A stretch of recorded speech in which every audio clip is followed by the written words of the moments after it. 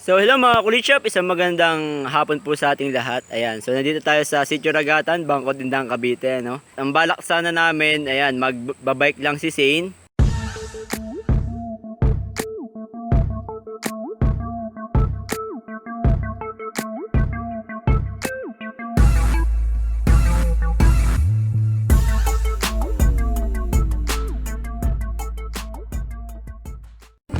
Tinesting ko itaas yung balancer niya at ayan, after ilang practice, marunong na po siya mag bike ng walang balancer. So nung una, takot na takot pa siya at umiiyak nga dahil gustong gusto ibalik yung balancer niya sa ibaba.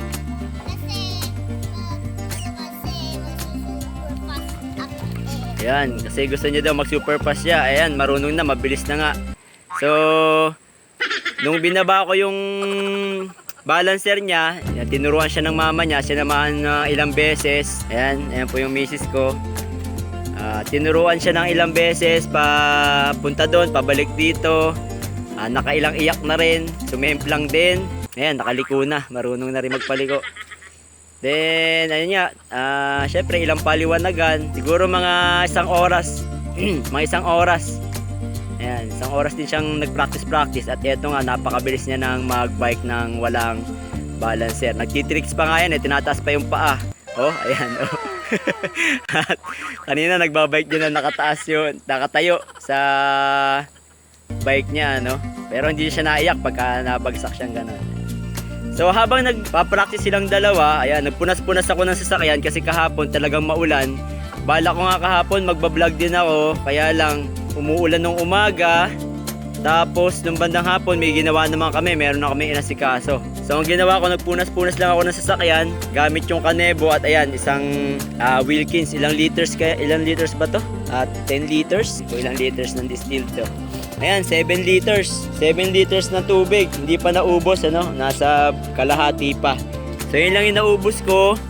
Punas-punas lang tayo dun sa sasakyan natin. Ito, pinunasan ko lang to. Walang halong sabon-sabon, ano? Ayan.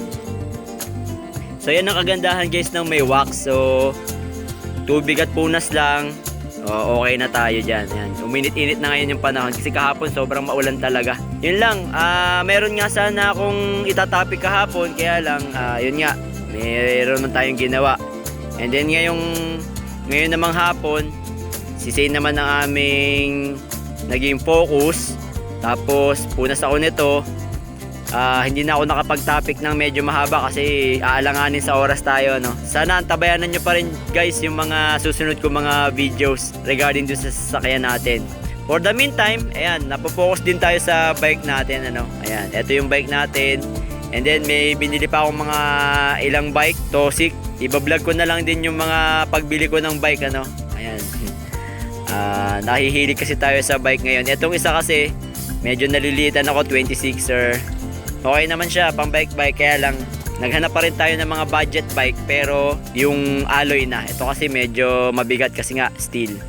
Alright, so itatopic ko lang guys ngayon is kung paano ko tinono ating derailleur. Ayan. Pagbili kasi natin ng bike na to, hindi nga nakatono yung derailleur niya. Tapos nagkaroon tayo ng mga ilang trial and error kung paano natin maitotono na maayos yung shifting niya para maganda yung shifting. At nakadiscover tayo ng isang technique. Hindi ko alam kung na-discover na rin to ng iba, pero on my own, na-discover ko yung technique na para sa akin, pinakamadaling paraan para maitono natin yung ating rear derailleur. So para maitono natin guys ng maganda yung ating bike or ating derailleur, kailangan muna natin maintindihan kung ano ba yung nature ng ating bike, ano, yung derailleur natin. So eto, yung cable at tinatawag natin shifter cable. Ito yung pinaka-shifter natin. Ito yung pulley. Yan. And then meron tayong tinatawag na mga screw adjustment. So kung titingnan nyo mabuti, meron ditong yan, may H at saka L. So yung H limit at tawag doon ng marami at low limit. So para sa akin yung high speed tsaka low speed limit screw. Ayan. So ang silbi niyan, nililimitahan nila kung hanggang saan tatalon yung shifting natin, kung habang pataas at pababa. So pag hindi maganda yung shifting natin sa high speed, so hindi bumababa ng maganda yung ating cambio. So for example, binaba natin yung cambio natin sa number 2, hindi na siya umaabot ng number 2 hanggang number 3 lang. So pag naman yung ating high speed limit yon, pag naman yung ating low speed limit, yung L limit natin, possible na hanggang habang umakit siya hanggang dito lang sa number 2. Halimbawa, ano? Yan. Hindi na aabot dito sa pinakataas or lalampas yung kadena natin. So yun yun. And then meron tayong tinatawag na shifter. So ito yung pinipindot natin or kinakasa natin para lumipat-lipat yung ating shift.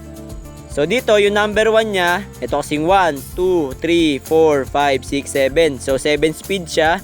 Yung 1 niya ay nandito sa, yung first speed niya nandito sa pinakamalaking sprocket, ano?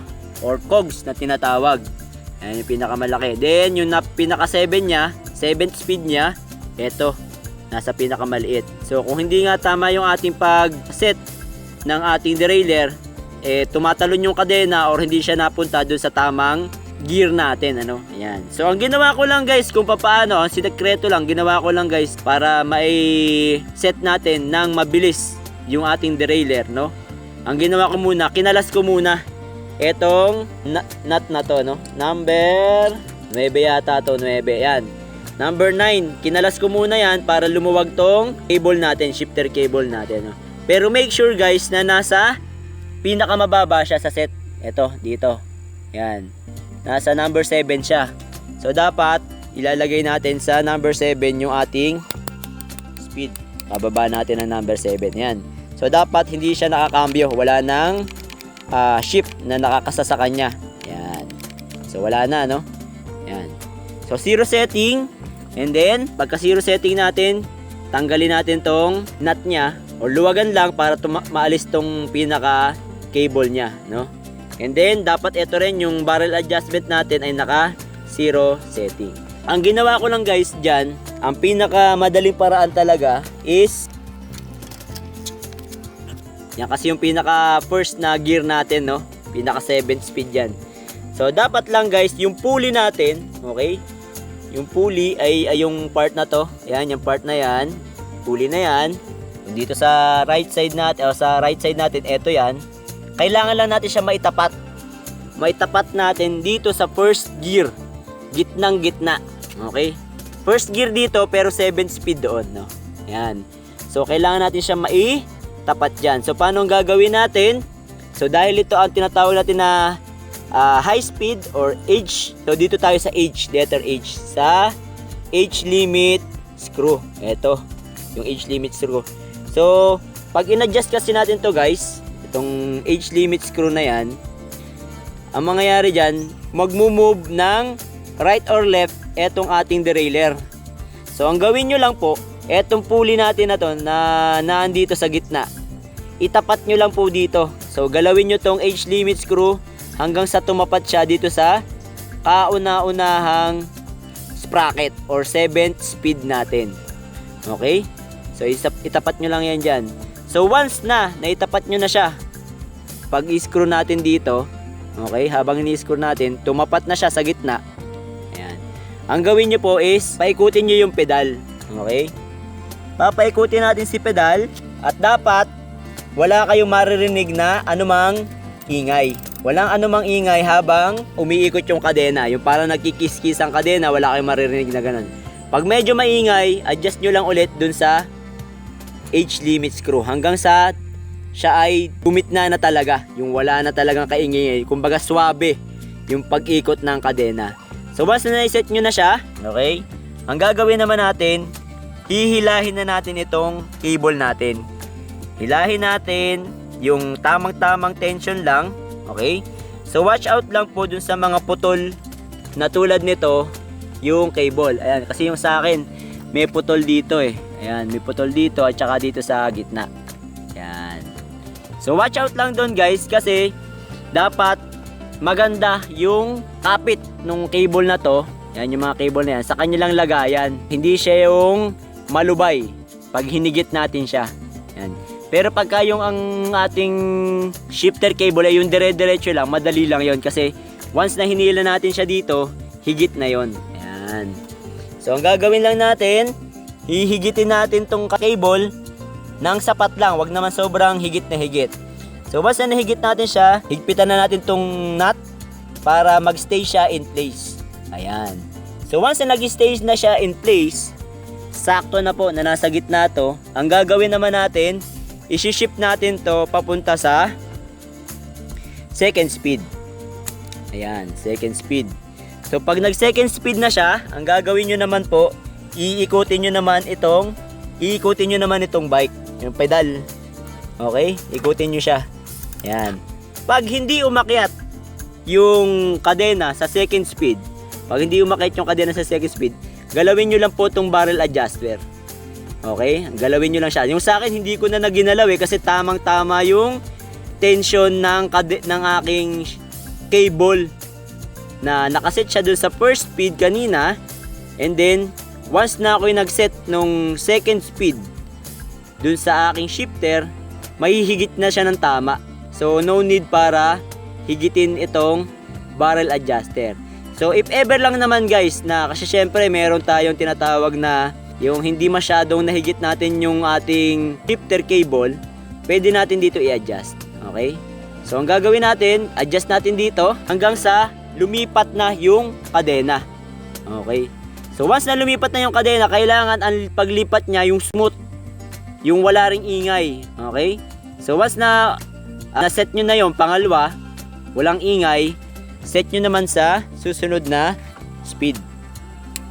Okay? So once na nakaset na sa susunod na speed, malamang sa malamang, pag ikot ng pedal nyo ulit, mag-shift na siya doon sa pangatlong, kasi na-set nyo na eh. So once na na-set nyo na yung paglipat, dito sa sprocket na to, sa 7 speed, up, papunta doon sa 6 speed, more or less, yung 3, 7, 6, 5, 4, 3, 2, 1, so pag-shift na nun, okay na yon. So usually okay na yon. So kung hindi naman, kung mayroon talon doon sa mga pasusunod na sprocket, ayan. So pwede nyo i-adjust dito lang sa barrel adjuster. Okay? I-shift nyo lang siya ng smooth from first sprocket to second sprocket. So halimbawa tumalo na sa pangalawang sprocket, ibaba nyo ulit, try nyo ibaba nyo sa first sprocket. Try nyo na ibaba sa first sprocket. Ayan. Okay, bawas. Yan. Pag tumalo na siya dun sa first bracket, okay na yon, goods na yon. Okay? So try ulit natin yung sa akin. Second sprocket. Yan. So sa second sprocket, oh yun. Shift agad siya, mabilis, di ba? More or less, yung paglipat niya sa second, third, fourth, fifth, sixth, seventh sprocket, okay na yon. Yan. Example naman, na-shift na natin. Second sprocket, third sprocket, fourth sprocket, fifth sprocket, sixth sprocket, seventh sprocket. Ayan. So, pag nasa 7th sprocket na yan, guys, ayan, nasa 7th sprocket na, ang gawin natin dito, guys, punta kayo dun sa L limit screw, low limit screw. So, higpitan nyo siya, no? Higpitan nyo siya or set nyo siya para itong shifter natin, wala na siyang chip, hindi na siya maikiklik. So although 7 speed din to, hindi na siya makiklik dapat. So yun ang dahilan para hindi na lumampas yung kadena. Hanggang dito na lang talaga siya sa pinakamalaking sprocket or sa 7th speed natin, 7th sprocket natin. Naiset na natin yung age limit at saka low limit niya. So yun, more or less yung pababa niyan, smooth na rin yan guys. Alright, so kung meron pa nagiging problema, naset nyo na yung nandito, hanggang dito lang yung magiging sprocket niya, kadena niya, hanggang dito lang, tapos hanggang dito lang sa number 1, smooth na siya. Okay? May isa pa rin tayong pwedeng i-adjust dito. Pwede nating i-adjust ito naman yung adjuster na to. Ang adjuster naman na to, yung layo ng ating pulley doon sa ating pinaka sprocket. So once kasi natama din yung layo nilang dalawa, yung distance nilang dalawa, hindi pwedeng masyadong malayo, hindi pwedeng masyadong malapit. Sa lahat ng sprocket, magkakaroon kayo ng magandang shifting. Yan. Minsan kasi tama naman yung L limit screw at saka H limit screw. Maganda na yung sa barrel adjuster, hindi mahuli-huli lang yung pag-shift ng kadena. Yun pala, nandito lang. Okay, ito lang. Dun sa, hindi ko alam ang tawag dito eh. Comment nyo na lang guys kung alam nyo yung tawag dito.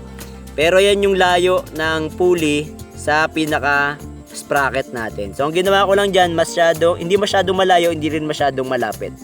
Yan. So ang sekreto lang din dyan yung tension ng ating shifter. Kailangan maganda yung tension ng shifter natin. Ayan. So ganun lang, napakadali lang guys, no?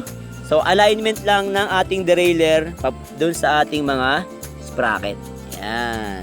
At para nga hindi tumalon, palabis or makarating siya doon sa pinaka speed na gusto nyo, age limit at low limit screw lang or L limit screw.